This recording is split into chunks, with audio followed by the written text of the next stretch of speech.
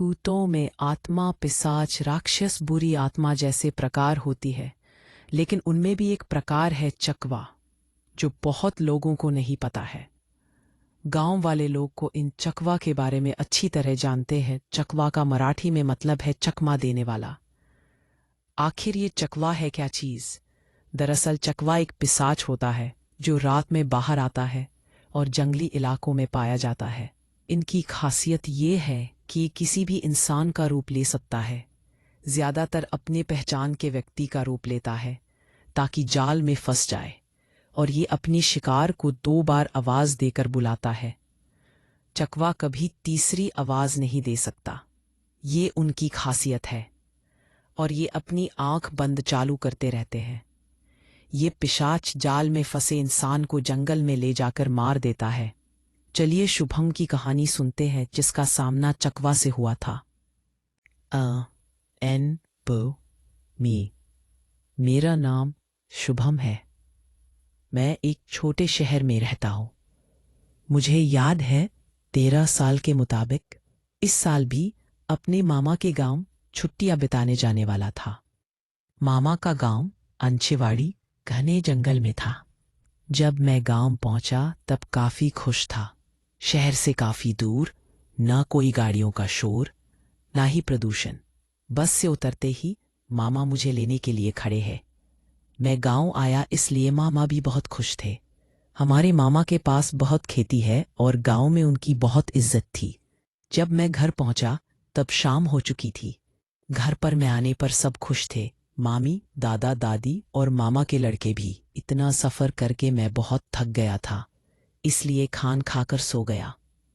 दूसरे दिन मैं सुबह जल्दी उठ गया। वैसे गांव में सुबह लोग जल्दी उठ जाते हैं।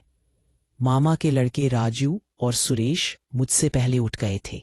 वैसे वो उनका रोज का समय था।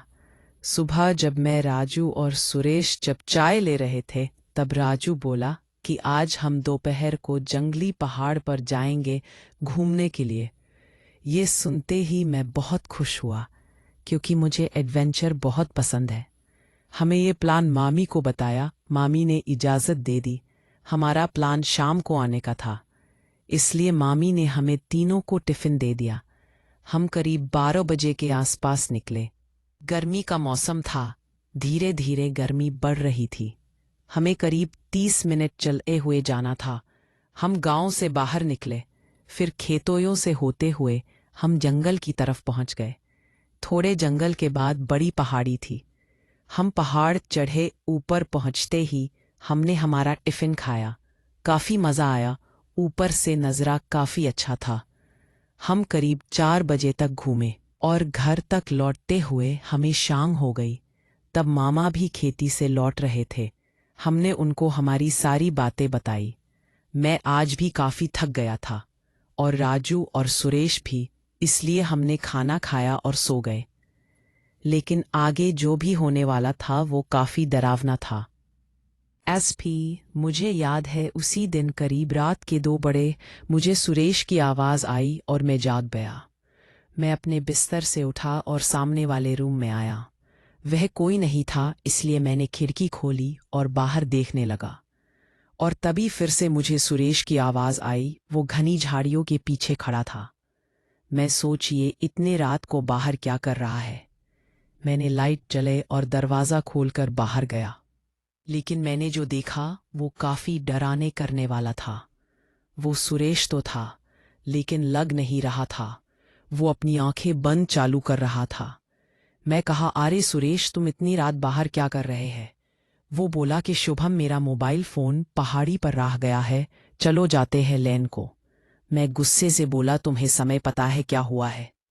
ये कहते हुए मेरी नज़र उसके पैरों की तरफ गई। दोस्तों, जो मैंने देखा उससे मैं करीब बेहोश होने वाला था। उसके पैर उल्टे थे। ये देखकर मैं ज़ोर से चिल्लाया। जैसे ही मैं चिल्लाया, घर वाले सब उठ गए, मामा, मामी सब। मैं अचानक ज़मीन पर गिर गया और वो डरावना सुरेश वह से गायब हो गया। मुझे मामा ने उठाया। तब वह सुरेश और रमेश दोनों खड़े थे। शक्ल से काफ़ी डरे हुए लग रहे थे। मैं गुस्से से बोला, क्या तुम्हें यही टाइम मिला मजाक करने को? सुरेश बोला, नहीं शुभम, मैं अभी उठा हूं तुम्हारे आवाज से। ये सुनकर मैं तो कांपने लगा। मामा ने मुझे उठाया और घर में बैठाया और पूछने लगे, क्या हुआ था शुभम? मैंने सारी कहानी बताई। सबके चेहरे पर डर साफ नजर आ रहा था।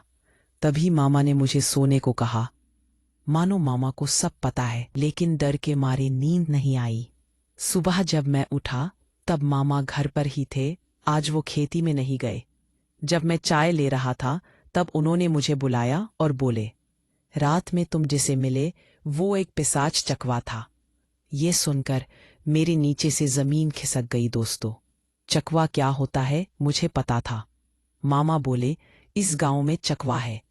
हमारा घर जंगल के काफी करीब है, इसलिए वो हमारे घर तक पहुंच सका। मामा बोले, करीब 2 महीने पहले पड़ोस के लड़के की लाश मिली थी, उसके घर के थोड़ा दूर जंगल में। वो काम इसी चकवा का था। शायद उस पिशाच ने तुम्हें जंगल में देख लिया था, इसलिए वो यहाँ घर तक पहुंचा। इस घटना के बाद मुझे उस गांव में अजीब लगने लगा। मैं 2 दिनों में ही घर को लौट गया। आज भी जब मैं ये मंजर याद करता हूं तो काफी डर लगता है। मामा के गांव बुलाने पर मैं 10 बार सोचता हूं।